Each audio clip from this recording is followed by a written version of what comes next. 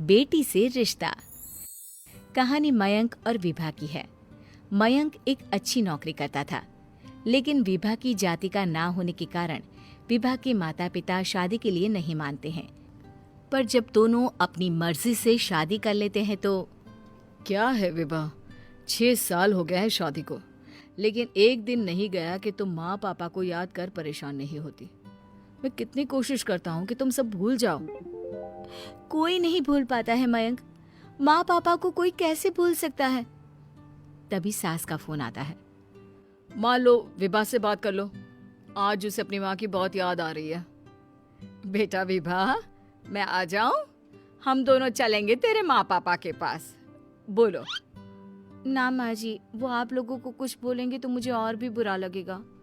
आखिर आप भी मेरी माँ ही तो हैं। अरे सुन लेंगे ना यार, कोई बात नहीं, बोलेंगे ही ना। चलो माँ, मैं फोन रख रहा हूँ। वो क्या है ना, आज विभा को लेकर डॉक्टर के पास जाना है। बहुत दिनों से इसके सर पर लगातार दर्द हो रहा है। अरे हाँ, ले जा बेटा, सर दर्द को हल्के में नहीं लेना चाहिए। वैसे भी ना बहू सोचती बहुत है। मयंक माँ का फोन रख देता है और दोनों कार से अस्पताल जाते हैं। लेकिन जैसे ही वो लोग अस्पताल जाते हैं, विभा को स्ट्रेचर में नर्स उसकी माँ को लेकर जा रही दिखती है। मयंक, माँ, मयंक वो मेरी माँ है। इतने सालों बाद देखी भी तो इस हाल में मैं उनके पास जा रही हूँ। अरे रुको, कहीं वो लोग तुम्हें देखकर और परेशान ना हो जाए, या फिर तुम्हें कुछ बोल ना दे विभा, तुम फिर परेशान हो जाओगी। मयंक, कैसी बात कर रहे हो? वो माँ है मेरी। विभा पास खड़े अपने चाचा चाची से बात करने की कोशिश करती है, लेकिन वाह, तेरे जैसी बेटी जिसकी हो वो तो मर ही जाए तो अच्छा है। वैसे पार्क में पैर फिसला है तेरी माँ का, रीढ़ की हड्डी टूटी है। रिद्धि को चाची की बात का बिल्कुल बुरा नहीं लगता। शायद वो सुन ही नहीं रही थी कि चाची क्या कह रही थी। वो सीधे माँ के कमरे में जाती है। कौन है आप? ये मेरी माँ है, मेरा नाम रिद्धि। रिद्धि नाम है ना आपका? दर्द में भी ये आपका ही नाम ले रही थी। हाँ, ये सुनते ही रिद्धि का कलेजा मुंह में आ जाता है। ये वही माँ है जिसने कड़े शब्दों में ये कह दिया था कि अब तेरा मेरा रिश्ता खत्म। फिर रिद्धि का पति मयंक भी वहां आ जाता है। सामने खड़े होते हैं रिद्धि के पिता। पापा, क्या हुआ माँ को? वो पार्क में गिर पड़ी, रीढ़ की हड्डी में चोट आई है। रिद्धि पिता की तरफ देखती है, लेकिन पिता मुंह फेर लेते हैं। पता है मयंक, माँ दर्द में मेरा नाम ले रही थी।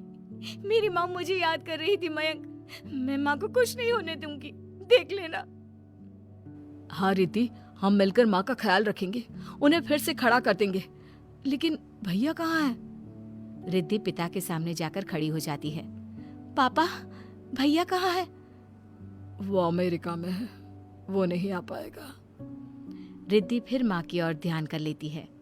उस पूरी रात रिद्धि माँ को देखती खड़ी रहती है।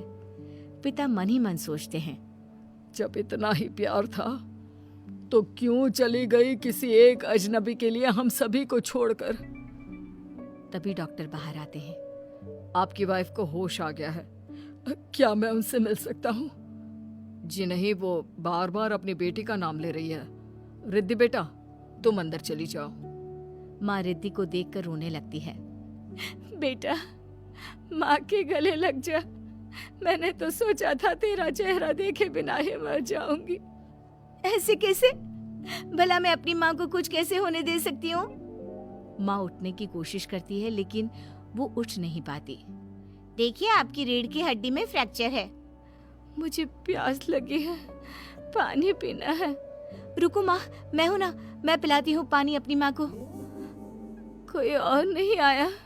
तेरे चाची चाचा आए थे माँ, पर शायद मुझे देखकर चले गए।